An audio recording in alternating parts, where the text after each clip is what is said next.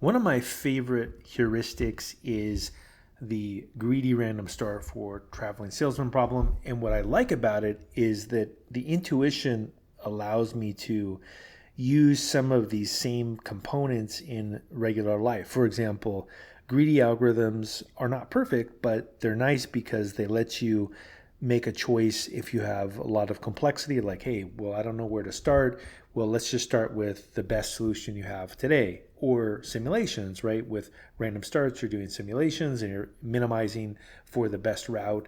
And these intuitions are really helpful. And what I'm going to do in this particular podcast is to get into some of the core principles around using algorithms and also how to think about those intuitions.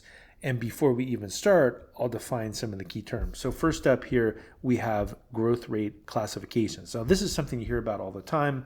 People have to do things for programming interviews, etc. But there's some good things about the growth rate classifications, and it's important to know the intuition behind it because it does apply to the regular world. So, for example, if we have the growth rate classification constant time, this is the dream scenario. This is the holy grail of, algorithms. Is you have a runtime that's completely independent of the input size. So this means that in the case of a Python dictionary or any kind of a hash table, that you can do a lookup, and the lookup will work the same. It'll be the same speed whether it is 10 items or 10 million items.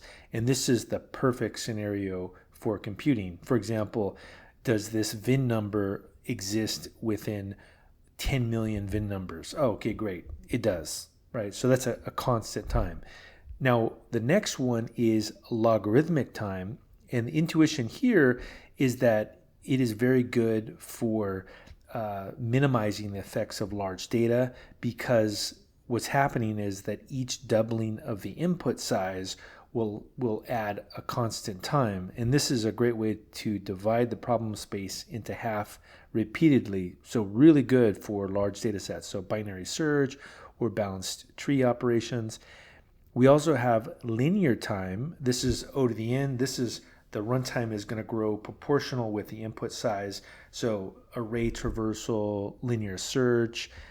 And this is probably, I would say, the most intuitive in many ways, because if you're a factory and let's say one worker can process one item every hour, if you have two items to process, you need two workers, three items, three workers, etc. Right? The intuition is pretty simple, and it's just a straight line on a growth chart. Then we have other kinds of exotic ones, and then things get worse and worse as well, like quadratic time, which would be the runtime grows with the square of the input, like a bubble sort. We have cubic time, where the runtime is going to grow with the cube of the input size, so like three nested loops. And then we have exponential time. The runtime doubles with each input element. And then we have factorial time, which is really the pathological case where this is a brute force traveling salesman problem, where you're figuring out all the different permutations. And you can see that the runtime will explode astronomically. So 24 operations for N4, but if it's N10, there's 3.6 million. So that's really not practical for the real world. And what this comes down to is, again, the NP, which you hear about a lot of times, NP complete. The P is polynomial. So polynomial time is any algorithm with a runtime that is O(n)k for constant k. So this is things like O to the n, O to the n squared, O to the n cubed, and this is tractable.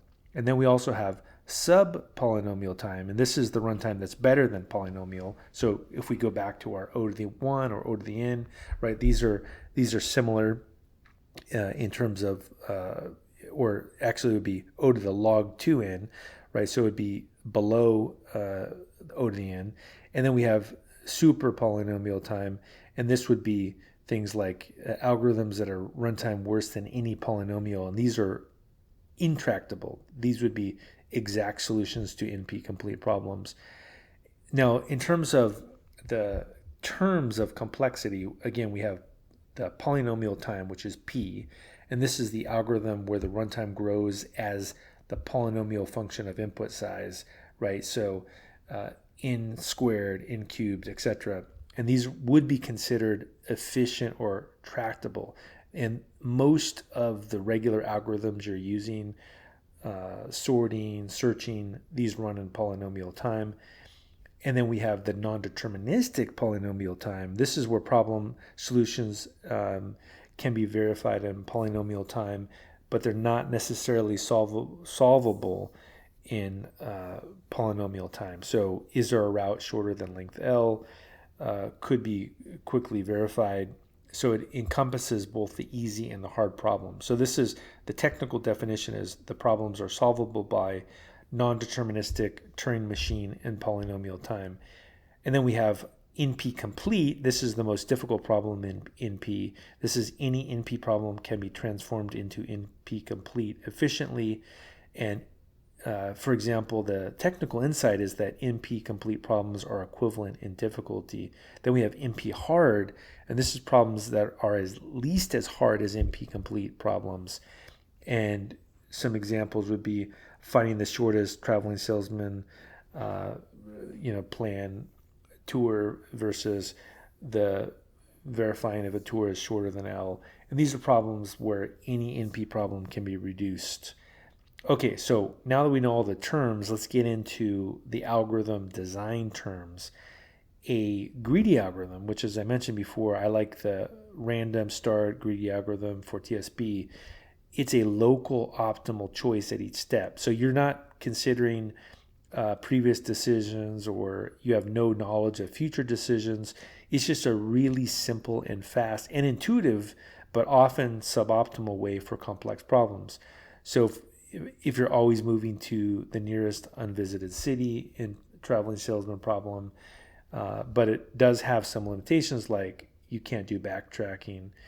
We also have local optimum. This is a solution that's best within a neighborhood of similar solutions. So these are things that cannot be improved by small incremental changes. The greedy algorithms often get trapped in these. So in terms of a visualization, this would be a small valley in a mountain. So let's say you're walking down a mountain and you look like you're getting to the bottom. You're like, oh, great. But you're not at the bottom. You're in a valley that's stuck. And once you're in the valley, you're not able to get to the very bottom of the mountain. So that's the intuition behind a local optimum. Then we have global optimum, and this is the best possible solution across all feasible solutions and the ultimate goal of any kind of an optimization algorithm.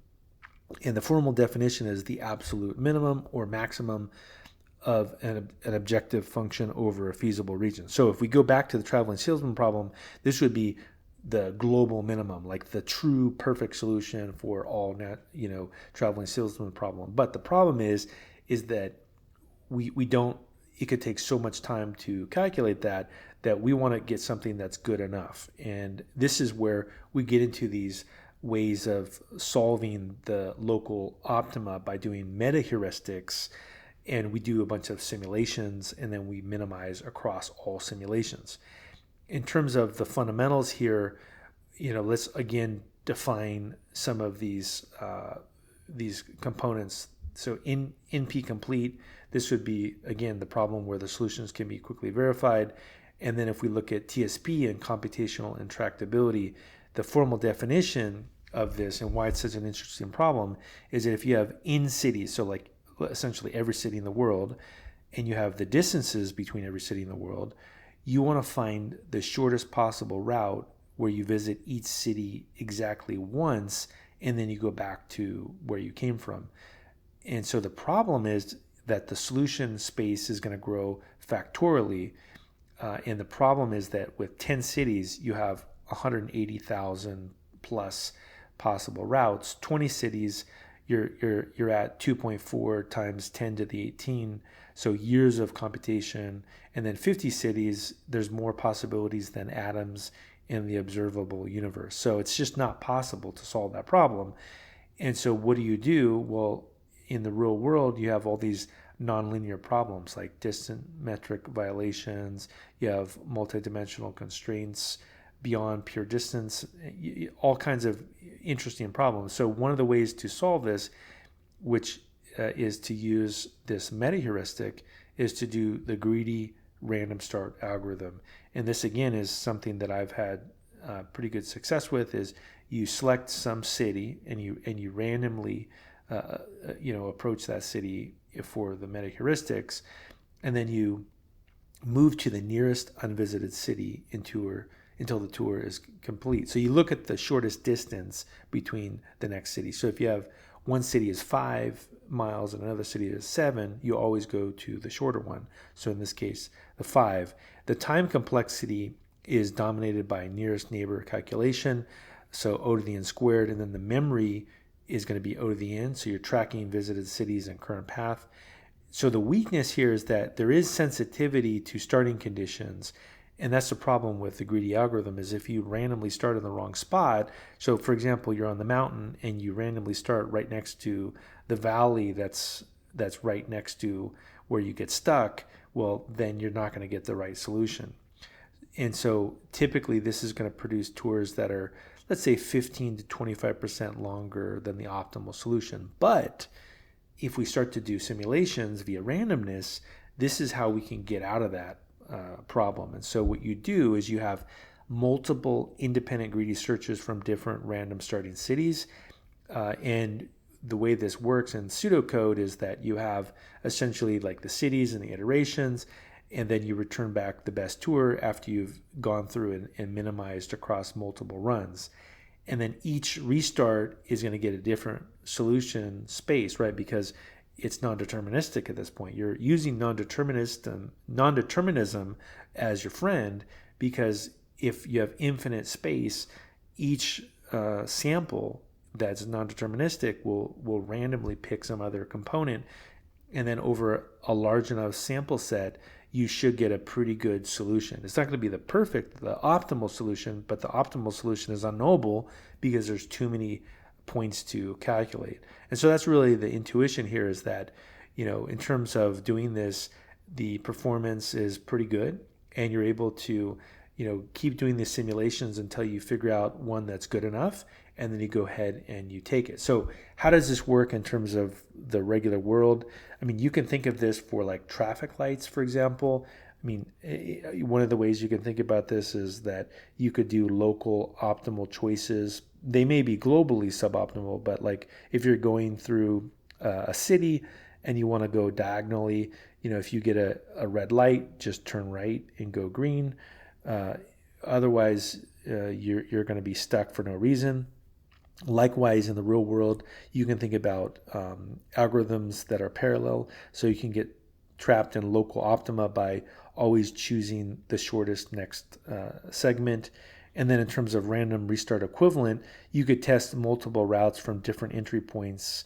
Another thing you could do in terms of the real world is you could have multiple navigation apps running multiple routes simultaneously. So this also could parallel with potentially what's happening with large language models, is that if you're only picking one solution, you could have a local optima. But because we know that, in fact, having many different simulations and then picking the best of the simulations is a reasonable way to apply a meta heuristic, this could be a good intuition for using multiple large language models.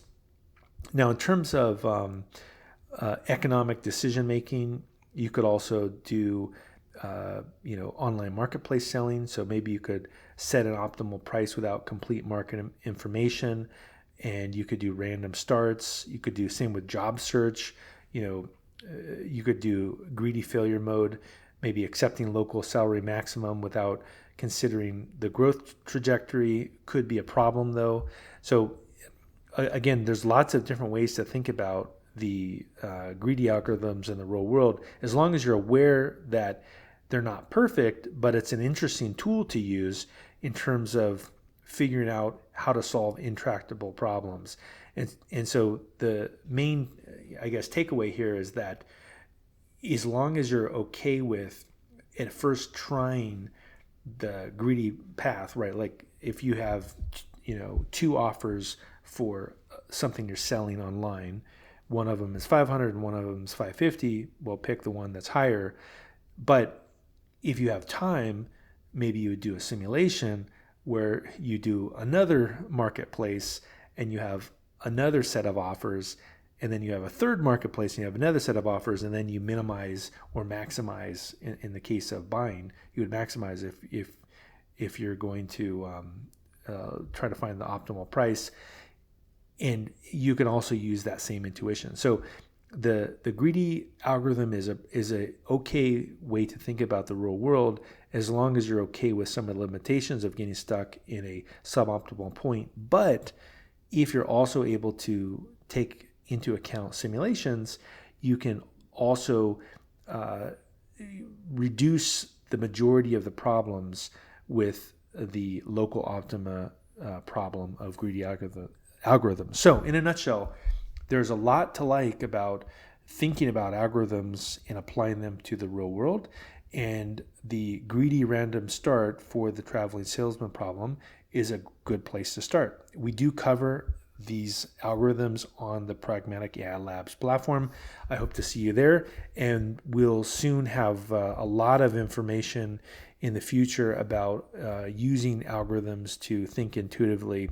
So see you soon.